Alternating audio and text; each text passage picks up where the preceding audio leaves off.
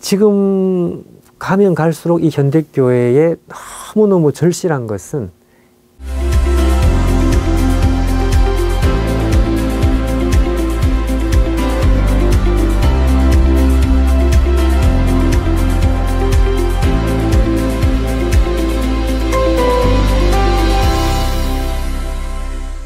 내가 신학생으로 되돌아간다면 나는 이렇게 살 것이다. 예.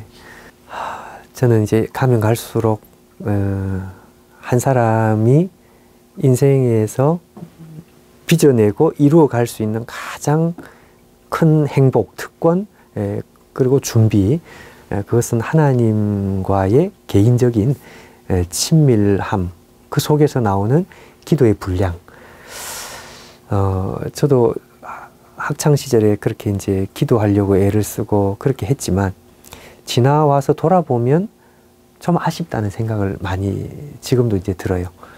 그리고 만약 내가 더 기도를 많이 했으면 기도만 많이 하는 것이 아니라 훨씬 더 많이 말씀도 보고 독서의 그것도 넓어지고 이렇게 됐을 것이다. 이제 이렇게 이제 생각이 드는 거죠.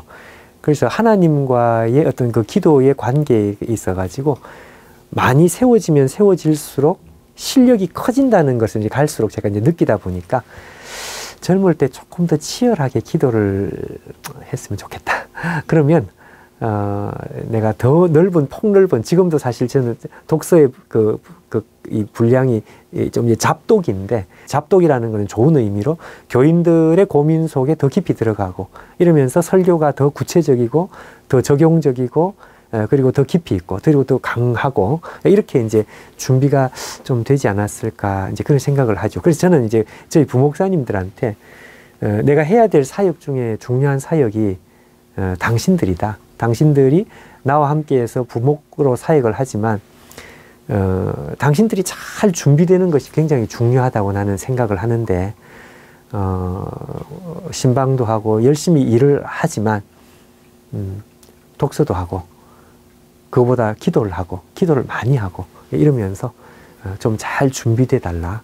그리고 당신들이 다른 교회에서 사역을 하러 이제 담임 목회를 할 때 정말 제대로 준비된 사람이다라고 인정받을 수 있도록 그렇게 했으면 좋겠다. 한국 교회의 일종의 그 진단인데요. 진단. 뭐 이걸 한두 마디로 진단하기는 이제 쉽지는 않은데 갈수록 세상과 교회가 이렇게 어쩔 수 없이 벽이 이렇게 갈수록 더 허물어져서 교회 속의 세상, 세상 속의 교회 이런 어떤 분위기가 더 많아지고 교인들은 더 현대적이고 민주적인 그리고 더 이렇게 지식 훈련으로 준비된 교인들이 많이 대부분을 차지할 것이다. 조금 더 쉽게 말씀을 드리면은요, 현대적이라고 하는 말씀은 그저 교회에서는 그저 순종하고 또 교회에서는 그저 목사님 말씀 잘 듣고 이렇게 어떻게 단순한 신앙인, 단순한 종교인이 아니라 이 세상에서 많은 이미 교육도 받고 영향을 받았기 때문에 다른 어느 누구보다도 교회를 보면서 고민을 많이 하는 좀 더 쉽게 말하면 머리가 큰 사람들이 교회의 거의 대부분을 나쁜 건 아니죠. 차지하면서 이게 이제 좋은 점에 있어 가지고는 교회가 맹목적이지 않는 교회가 되어가는 것으로는 좋은 것이고요. 이제 우려가 되는 것은 좀 이렇게 단순하고 좀 순진하고 좀 이렇게 하나님 말씀이면 그리고 목회자의 권위면 그냥 이렇게 그냥 믿어주고 따라주고 하는 이런 어떤 분위기는 점점 약해지지 않을까 이제 이런 생각을 좀 해봅니다. 이런 교인들을 품어야 되고 사랑해야 되고 이런 교인들을 움직여서 교회가 하나님이 우리에게 맡기시는 방향으로 이렇게 나가게 만들어야 되니까 지금 가면 갈수록 이 현대교회에 너무너무 절실한 것은 이전보다 훨씬 더 뛰어난 영성이라고 할까요? 그러니까 머리가 큰 사람들, 자기 목소리를 낼 수 있는 사람들이 함께 동의하고 함께 이렇게 마음을 합해 줄 수 있는 벌써 이제 이게 우리가 카리스마가 잘 통하지 않는 시대. 근데 진정한 카리스마는 영적인 카리스마가 있어야 될 것인데 그것은 그냥 큰 소리 친다고 될 일이 아니니까요. 그러니까 이제 한국 교회가 이제 그런 면에 있어 가지고 이런 어떤 상황을 영성을 가지고 극복을 하지 않으면 교회는 더 이렇게 상처가 되고 또 힘들어지고 깨지기도 하고 분열과 싸움이 더 많이 일어날 수도 있는, 그래서 이제 교회에 하나님께서 주시는 하나의 중요한 사명이라고 한다면 이전 선배들보다 더 깊은 영성과 본질, 죽음, 십자가, 자기 부인, 목회자의 자기 죽음, 이런 어떤 순교자적인 이런 영성이 정말 훨씬 더 현실적으로 필요한 그런 시대가 아닐까 그렇게 생각을 해봅니다.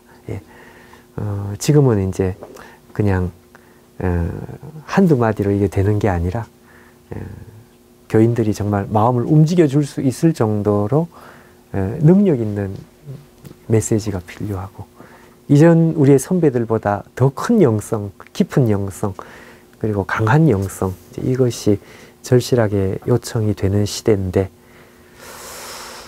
과연 그것을 감당할 수 있을까? 저는 사역을 하면서 그런 한계를 많이 느끼게 됩니다.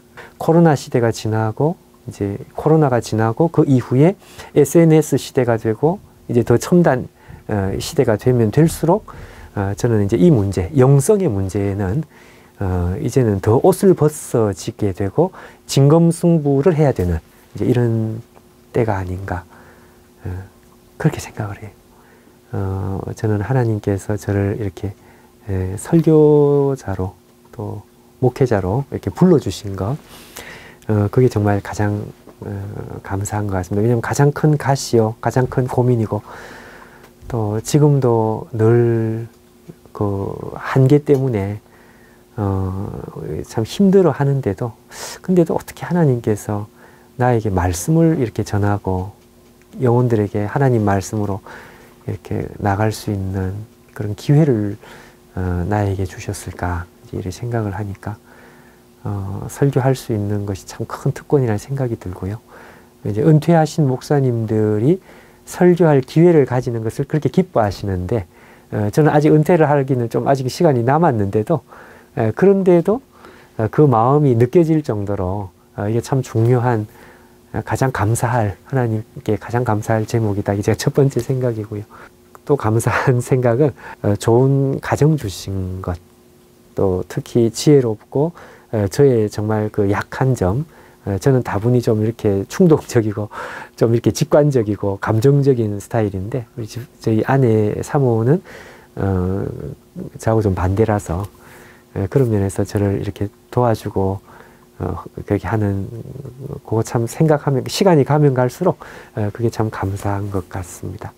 글쎄 생각해 보니까 이제 하나님께서 너무 많이 주신 것 같아요. 저한테 구하지 않았는데 많이 주신 것 같다. 많은 그러니까 뭐 축복이라고 하면 영적인 축복뿐 아니라 참 부족한 것 없이 영육간에 그렇게 공급, 네가 심지 않은 과실을 먹게 하겠다고 했는데 정말 인간적으로 하나님 저를 너무 이렇게 후대하신 것 같은 그런 생각이 평상시에 있고요. 그 평상시 그런 생각이 들면 정말 너무너무 참 몸둘 바를 모르겠다는 그런 생각이 있는데 갑자기 질문을 하시니까 그 생각이 나네요.